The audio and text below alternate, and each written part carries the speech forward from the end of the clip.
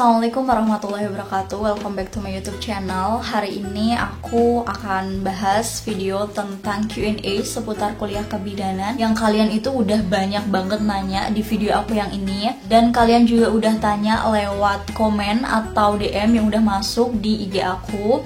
Terima kasih buat pertanyaannya. Nah, di video kali ini itu aku akan jawab sedikit tentang pertanyaan-pertanyaan kalian yang banyak banget kalian tanyain tentang kuliah kebidanan itu kayak gimana sih. Oke, langsung aja yuk kita bahas ke pertanyaan pertama. Nah, pertanyaan ini itu sering banget muncul di DM gitu ya. Kalau mahal atau enggak itu sebenarnya tergantung dari kita sendiri gitu ya. Kalau menurut aku itu mahal sih, karena per semesternya itu kalau aku ambil D3 itu sekitar 6 juta. Karena aku di swasta itu belum termasuk biaya UTS, UAS, praktik dan sebagainya. Kalau dihitung-hitung nih per semester itu bisa sampai 7 juta. Per semester itu bisa sampai 7 juta. Itu udah termasuk UTS, UAS sama uang praktik. Nah, biasanya yang paling mahal itu pas praktiknya. Jadi ada beberapa stase, beberapa praktik itu kita harus bayar per stasenya itu berapa gitu. Kalau misalkan mahal atau enggak, biasanya kita hitung aja sih. Nah, aku kan ambil D3 nih. Nah, bisa dihitung untuk SPP-nya itu berapa. Misalkan aku nih 6 juta. 6 juta kali 6, karena 1 tahun itu kan ada 2 semester kan. Kalau di 3 kebidanan itu kan ada 6 semester. 6 juta kali 6 itu berapa habisnya gitu. Untuk rata-rata tinggi badan, aku udah pernah bilang di video aku sebelumnya, kalian harus nonton minimal itu 150. Tapi biasanya ada beberapa institusi yang menerima, misalkan ada bidan sama perawat harus 150. Misalkan ada yang kurang dari 150, itu biasanya pas nanti tes kesehatan itu dikasih tahu, kamu ini kurang berapa senti misalkan gitu. Nah, kalau bisa keterima atau enggak itu tergantung dari institusinya. Bisa atau enggaknya itu tergantung dari institusinya itu sendiri. Jadi aku basic emang dari jurusan IPA, tapi temen aku juga itu banyak mulai dari jurusan IPS, ada dari yang jurusan SMK. Itu mulai dari jurusan perhotelan, kemudian teknik komputer, dan masih banyak lagi. Dan itu masih bisa diterima asal tes tulisnya itu bisa gitu. Dan yang kalian harus tahu, kalau tes tulis itu ada beberapa tes tulis yang kalian itu harus kuasai mata pelajarannya. Yang pertama itu ada bahasa Indonesia, matematika, kemudian bahasa Inggris, dan mapel IPA. Mapel IPA itu mulai dari fisika, biologi, kimia, itu kalian itu harus bisa gitu.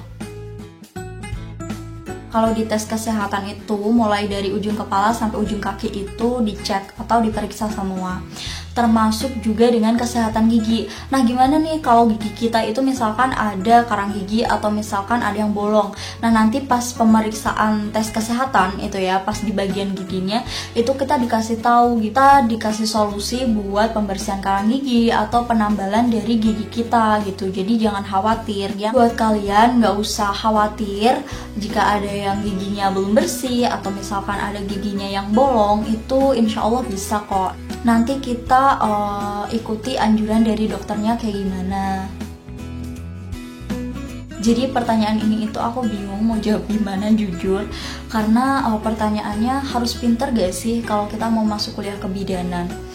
Sebenarnya kalau kita mau memasuki kuliah, bukan hanya kuliah kebidanan aja, mulai dari manajemen, terus ekonomi, keperawatan, terus masih banyak lagi. Kalian itu kan harus fokus sama apa yang kalian inginkan gitu. Misalkan aku nggak suka tuh mata pelajaran biologi misalkan, ya nggak bisa, karena dasar-dasar dari kebidanan atau dasar dari kuliah kesehatan itu kita harus memahami betul biologi, pelajaran biologi ya terutama, karena di semester awal atau di tingkat pertama itu nanti kita akan ada penyesuaian. Jadi kita bisa tahu kebidanan itu kayak gimana gitu. Untuk jago-jago amat pelajaran biologi itu enggak, karena di semester awal itu nanti kita ada semester pertama yang itu tuh emang mata kuliahnya tuh umum ya, yang biasanya itu masih basic dasar, jadi kita belajar itu mulai dari nol lagi gitu. Jadi buat kalian jangan khawatir gitu ya buat masuk kuliah kebidanan.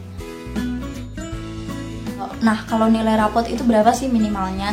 Jujur aku kurang tahu, tapi menurut aku yang aku cari-cari, aku mulai search, setahu aku dan pengalaman aku sendiri itu minimal 85. Setahu aku itu 85 itu insya Allah udah bisa kalau kita mau daftar kuliah kebidanan. Nah, pertanyaan ini yang sering banget muncul lewat komen ataupun DM lewat IG, mata minus itu bisa nggak sih? Mata minus itu sebenarnya hal yang biasa, maksudnya hal biasa itu karena banyak kan orang yang matanya minus, tapi bisa tuh masuk yang namanya kuliah kesehatan. Bukan hanya kebidanan, kedokteran juga setahu aku itu bisa masuk asal pas di tes pemeriksaan mata, ada tes yang namanya itu tes Snellen chart. Itu nanti aku kasih tahu gambarnya di sini. Dan setahu aku nih, pas tes Snellen chart itu kita bisa kok pakai kacamata. Kalau tes Snellen chart-nya itu lancar, insya Allah kita bisa masuk kok kuliah kebidanan. Tapi dengan catatan kalian itu tidak buta warna. Tes buta warna itu kayak gini nih contohnya, nanti aku kasih tahu dan kasih gambar ya di sini kayak gini. Nah, itu nanti kita dikasih satu buku itu khusus buat tes buta warna atau enggak. Nah, kalau misalkan di tes Snellen chart-nya itu kalian lolos dan tes buta warna itu kalian tidak bermasalah, insya Allah kalian bisa kok. Oke, jadi pertanyaan ini akan aku jawab sesuai dengan pengalaman aku sendiri. Sebenarnya aku sendiri itu ada luka bekas jatuh dulu dari sepeda waktu kecil, dan itu berbekas itu di lutut. Dan aku juga ada bekas luka sebenarnya di daerah mata. Itu tuh aku karena kecelakaan dulu pas waktu SMA. Jadi ada bekas luka. Dan cuma ditanya sama dokternya, ini bekas luka bekas apa nih gitu kan. Terus aku bilang ini tuh bekas luka karena ini gitu. Jadi setahu aku sih bisa ya kalau misalkan ada bekas luka. Kalau menurut pengalaman aku sih bisa sih insya Allah masuk kuliah kebidanan walaupun kalian itu ada bekas luka. Aku sendiri itu persiapannya sesuai dengan pengalaman aku. Persiapannya itu apa aja? Jadi persiapannya itu kita harus mulai mempersiapkan untuk tes tulis dengan mata pelajaran yang tadi, yaitu bahasa Indonesia, matematika, bahasa Inggris, dan mapel IPA. Mapel IPA ini ada fisika, kimia, dan biologi. Dan untuk tes kesehatan kita juga harus persiapan tubuh atau fisik kita itu biar sehat. Kalau menurut aku itu aja sih untuk persiapannya. Pertanyaan ini itu aku dapat banget dari DM itu banyak banget.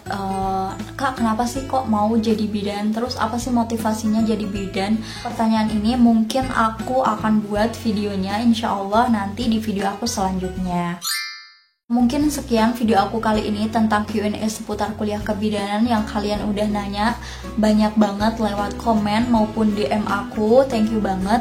Dan terima kasih juga buat kalian yang udah nonton video ini. Terima kasih banget supportnya. Semoga bisa bermanfaat ya buat kita semua.